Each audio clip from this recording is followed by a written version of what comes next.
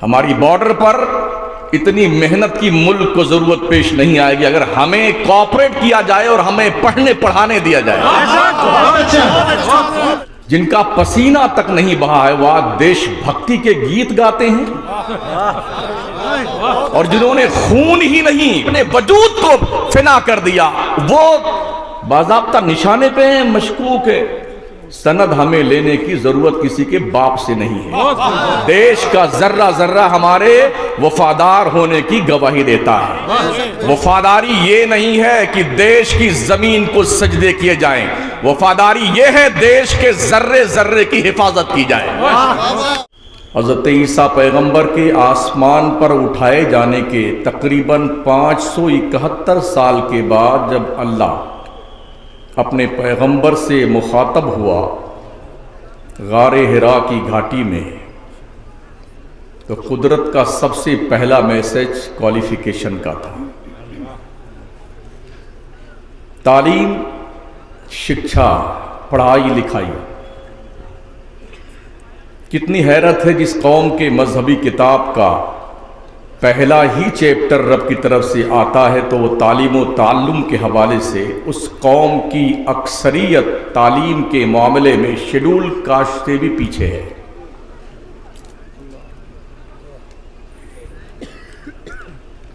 था जिसे कुरान पढ़ना गाने गाता है वो आज, और हॉकी खेलता है वो धनी तलवार का। मदरसे पूरी दुनिया में निगाहों में हैं, हालांकि पूरी दुनिया जानती है यहाँ चटाई पिटाई कुटाई, टूटे टूटे लोटे, न ढंग के बाथरूम, न ढंग के वजू खाने, मगर फिर भी लोगों को पता नहीं क्या हो गया। यहाँ लोगों को बम दिखता है जिन्हें क्या बंदूकें दिखती। यार जो कौम खुद ही मरी जा रही हो उसको मारने के लिए इतनी शदीद जरूरत कहाँ पेश आती है।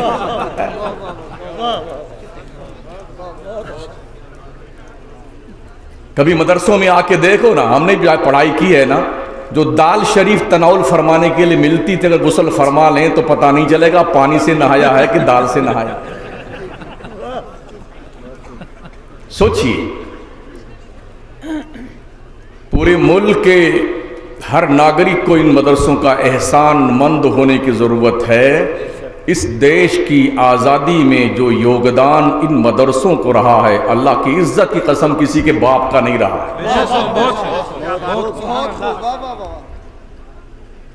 क्या बात। उलमा ने अपनी कुर्बानियां दी हैं मियाँ। वल्लामा फजल हक खैराबादी किसी यूनिवर्सिटी का प्रोफेसर नहीं था, मौलाना हसरत मोहानी किसी कॉलेज के लेक्चरर नहीं थे। वो चटाई पिटाई कुटाई पर बैठ करके काल अल्लाह काल रसूल पढ़ने और पढ़ाने वाले थे, जिन्होंने देश की आज़ादी के फतवे दिए थे, और न सिर्फ फतवे दिए, इस जुर्म की पादाश में जाने कैसी कैसी सजाएं उन्हें भुगतनी पड़ी थी।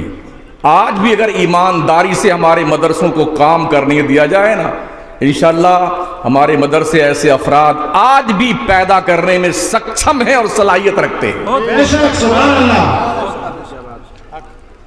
हमारी बॉर्डर पर इतनी मेहनत की मुल्क को जरूरत पेश नहीं आएगी अगर हमें कॉपरेट किया जाए और हमें पढ़ने पढ़ाने दिया जाए।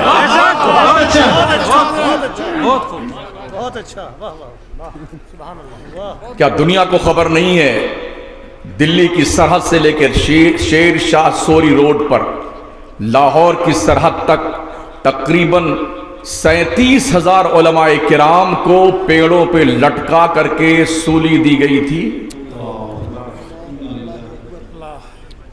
क्या देश के लोगों को पता नहीं है, ये आजादी के मुजाहिद यहीं पैदा हुए थे। कितनी विडंबना है हमारे मुल्क की, जिनका पसीना तक नहीं बहा है वह देशभक्ति के गीत गाते हैं,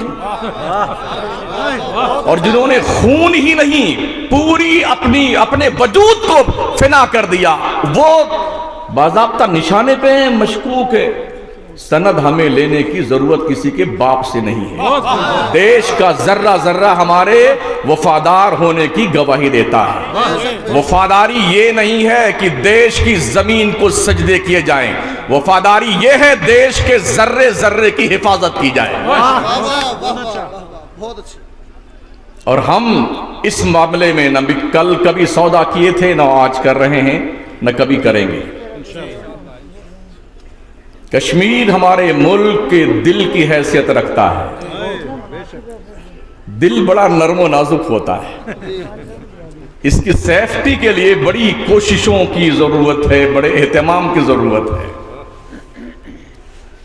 इतना खूबसूरत वजूद, हड्डियों के स्ट्रक्चर के अंदर बीच में छोटा सा 150 ग्राम का दिल उल्टा लटकाया हुआ, पूरी बॉडी का मॉनिटर है। ये सही है तो बॉडी सही है, ये डिस्टर्ब हो गया पूरी बॉडी डिस्टर्ब हो जाती है। ऐसे ही कश्मीर हिंदुस्तान का, भारत का दिल है, इसको सिक्योरिटी फराहम करनी है दयानतदारी के साथ,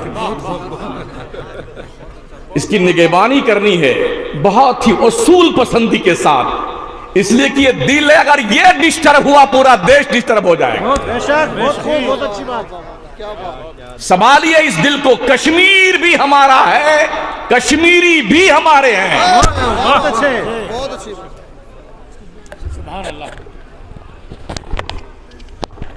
इसे सौतन की नजर से मत देखो,